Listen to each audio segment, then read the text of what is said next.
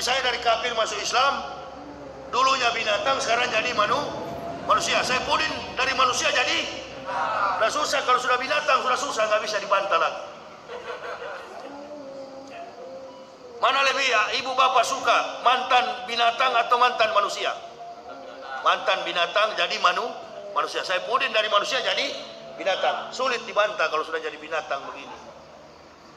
Cara salah satunya, bilang saya Pudin Ibrahim, bikin forum resmi, hadapi Ustadz Yahya Waloni. Karena saya menantang selama ini, tidak ada yang mau resmi. Maunya cuma ngomong di YouTube saja, tapi resminya nggak mau. Tapi kalau sama Nababan, sama Insan Mokoginta,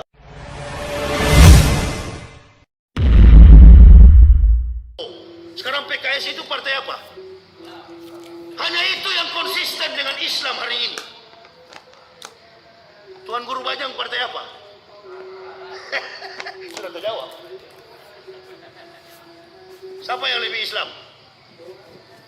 Pemikiran kita umat Islam itu tidak beku, tidak cair. Yang cair di sana, di parlemen. Di mana itu? Orang-orang PKS. Kita tidak cair. Kita dialog tentang politik sampai besok pagi. Tidak sampai kepada parlemen, percuma. Aspirasi rakyat itu ada di parlemen. Belajar politik sedikit. Ya, jadi kalau Tuan Guru Bajang yang kita masuki, Demokrat ini bukan partai Islam. Lain halnya kalau beliau ke PKS. Ya, Ustaz Somad silakan dengan gaya beliau, karena beliau ini ditarik oleh Allah dari tengah-tengah umat yang ada di Melayu, diambil Ustaz Somad ini dengan satu misi oleh Allah. Apa itu? Somad, sini kau, mari Ustaz, kau punya ilmu luas. Lihatlah, ini umat Islam sudah bidah kafir. Nah, maka kau satukan mereka dalam satu akidah, yaitu akidah Ahlussunnah wal Jamaah. Itu tugas Ustaz Somad, jangan bergeser ke sana. Maksud saya harus sadar, saya ini siang malam dengan FPI. Coba tanya Ustaz Pak Halid ini yang datangkan saya kan FPI, tapi saya bukan orang FPI. Kenapa? Karena misinya satu. Apa itu? Keras. Begitu. Mau jawab apa lagi? Kalau bilang tegas nanti bilang, orang melihat begitu.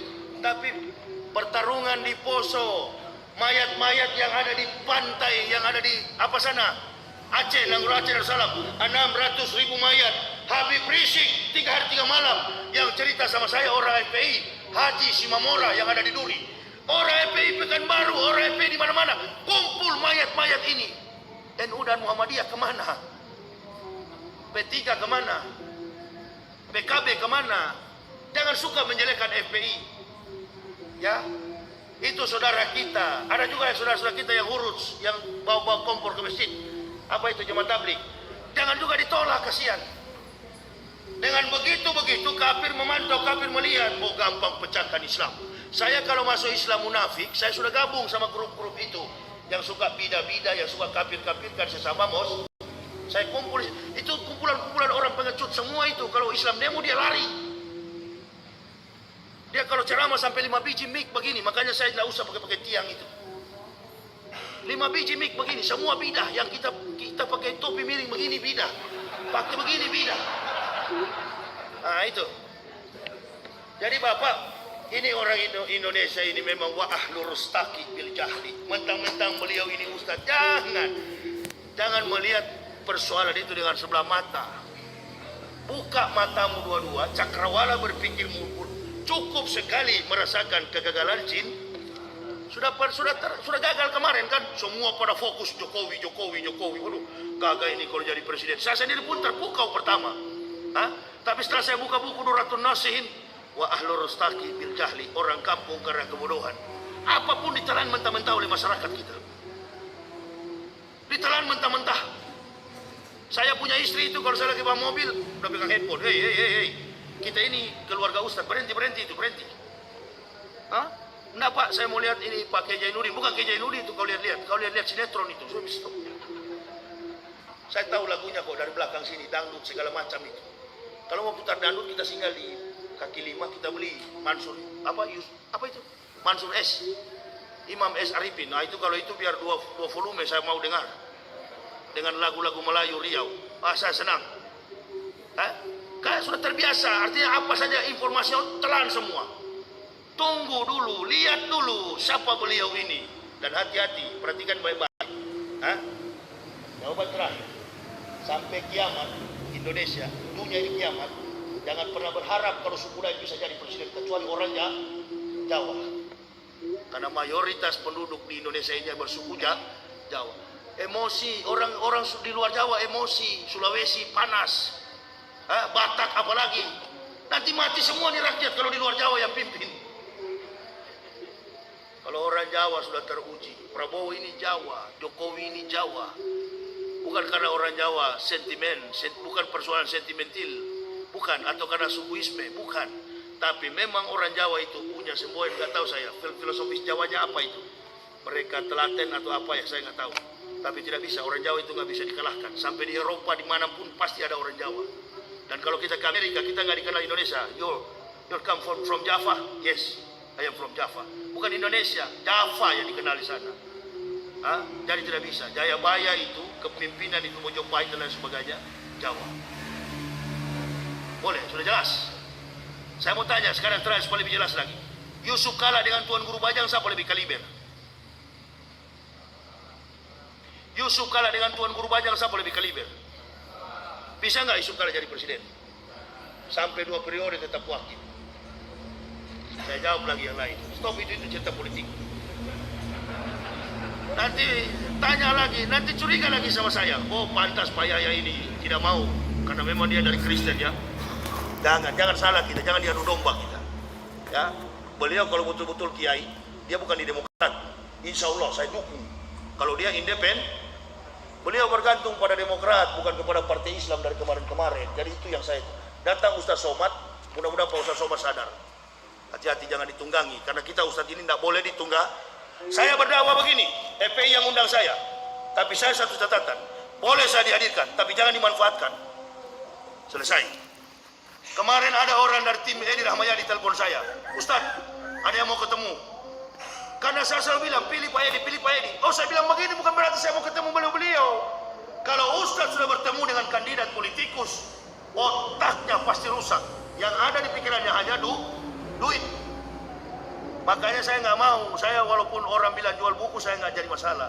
Saya bawa buku ini, karena pompa bensin di luar sana bukan opa saya yang punya. Lagi pula buku ini mempintarkan jamaah. Punya saudara Kristen bisa masuk Islam dari buku ini. Nggak ada cerita, saya bawa ilmu ke dalam masjid, bukan menyusahkan pengurus masjid. Jadi jangan pilih itu, biar nanti saya sudah arahkan tadi. Nanti kalau Prabowo presiden, insya Allah Tuan Guru Bajang jadi Menteri Agama. Kita belum pernah lihat beliau memimpin secara apa itu? Artinya kalau memimpin negara bukan seperti memimpin Lombok sana NTB, berat. Negara ini berat. Bagaimana cara kita membantah Saifuddin Ibrahim?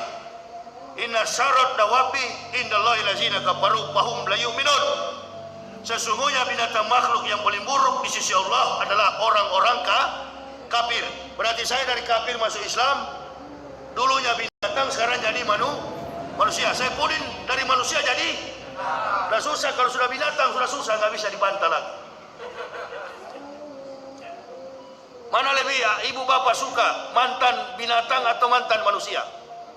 Mantan binatang jadi manusia. Saifuddin dari manusia jadi binatang. Sulit dibantah kalau sudah jadi binatang begini. Cara salah satunya bilang Saifuddin Ibrahim bikin forum resmi hadapi Ustadz Yahya Waloni. Karena saya menantang selama ini, tidak ada yang mau resmi. Maunya cuma ngomong di YouTube saja, tapi resminya nggak mau. Tapi kalau sama Nababan, sama Insan Mokoginta, mereka berani. Saya dan Irene nggak ada yang berani sampai hari ini. Saya tunggu siapa kira-kira yang tega mau memantar nyawa menghadapi saya ini. Sama dengan di PP Menteng dulu saya mau debat. Begitu masuk ke ruangan, ada yang ibu-ibu pendeta dengan 2 laki-laki. Langsung menangis tuh ibu. Bukan ini dong, ini kan dosen saya dulu. Jangan dulu situ diam-diam, duduk manis. Kamu menantang saya kan? Bukan Pak Yahya dong, dulu kan ini dosen saya, jadi nggak mau kami. Nggak jadi saya. Nggak jadi debat. Akhirnya 2 orang masuk Islam, yang 1 pulang, nggak mau. Ada juga 1 saya Islamkan, kerja di Departemen Agama Provinsi Sulawesi Tengah. Sekarang beliau sudah cerai dengan suaminya, namanya Ibu LC. Nanti kalau mau saya bawa ke sini, ente jadwalkan dia Ibu LC.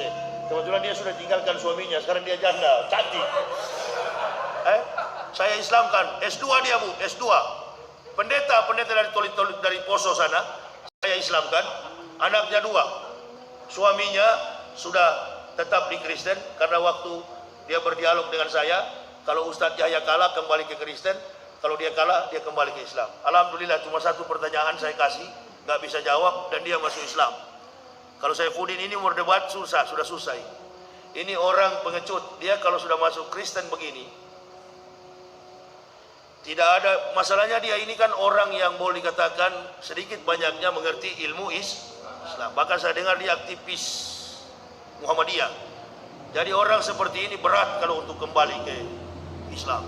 Kecuali memang satu yang akan menebus dia, azab dan bencana baru dia. Tapi ngapain juga mau kembali? Kita bukan agama yang murah. La ikra afiddin, tidak ada paksaan untuk memeluk agama Islam. Jadi cara-cara satu-satunya bilang, Saifuddin mau bantah ini kan bagaimana cara kita membantah Saifuddin. Baca aja, bilang Al-Anfal 55. Ini ayat untuk Saifuddin. Inna syarat dawabi indallahi lazina kafaru fahum la yu'minun. Baru jual nama saya. Ustadz Yahya mengatakan beliau dari binatang jadi manusia ketika masuk Islam. Tafsir ayat ini, tulis di bawah, tafsir ayat ini adalah binatang yang paling buruk di sisi Allah adalah orang-orang kafir. Nah sekarang Ustadz Yahya pernah ngomong, dari kafir dia masuk Islam berarti dari binatang jadi manusia. Kau Saifuddin berarti dari manusia jadi binatang. Begitu, biar dia baca surat itu, dia pasti masih punya Al-Quran itu. Kalau namanya orang dari Muslim masuk murtad dari agama Allah. Kemudian pertanyaan berikutnya, mengapa Jokowi mengizinkan orang Cina banyak kerja di Indonesia? Jangan saya ditanya Hanif Dakhiri sana. Tanya Menteri Tenaga Kerja Hanif Dakhiri. Ya ini sudah politis, saya nggak berani. Saya sudah jelaskan tadi dalam ceramah bahwa kepentingan politik memang saya keras, tapi tidak mudah dijebak dalam persoalan horizontal. Nggak bisa. Karena saya orang yang sudah selalu membaca setiap praktik politik di tanah air. Kalau saya sampaikan tadi doakan supaya cepat mati, itu kan urusan vertikal. Begitu jaksa menuntut, saya akan bilang sama jaksa mana pasalnya.